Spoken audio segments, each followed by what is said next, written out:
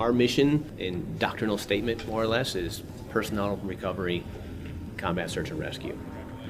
To put it in more layman's terms, if somebody's having the worst day of their life, we are to go out, get them, bring them back, not only into U.S. control and U.S. hands, but back home and back to their family. You'll hear the term CULEX, or Culminated Exercise, or spin-up training.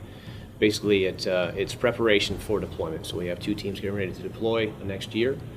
They spent the year prior training in multiple skill sets, and then this is kind of a coalescing exercise at the end that takes all the things that they trained to all throughout the year, wraps them up into a deployment-like exercise, and delivers them the most probable mission sets that they would encounter in their area of operations. We do the best we can to mimic what they might experience downrange. Like the guys to the north, the guys hitting IED in their MRAPs on their way over here? Is that Normally our training consists of part task training. So just this week we're going to focus on the skills required to do structural collapse rescue.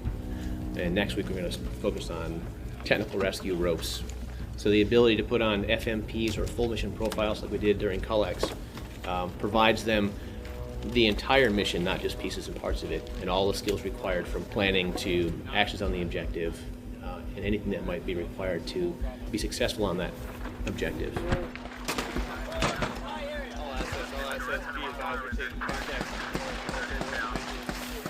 They get a standard mission drop as it would come downrange, and then they go through a planning session. In this case, they had 15 to 30 minutes to plan and get wheels up. And once they're on scene, it's completely up to them with the tools that they bring with them on the aircraft and on their person to accomplish the tasks that were given to them. Training of this magnitude is generally reserved for the final spin-up or CULEX training. It's extremely logistically heavy to facilitate. It costs a lot of money to get all the role players and the personnel to support it, and it's a huge load on the squadron, no matter how much you may contract out or not. It's a warm-up in some ways. In other ways, the primary intent of this is to let leadership within the squadron know that, yes, the team that I'm deploying is actually prepared to do it. Scar, what is his status?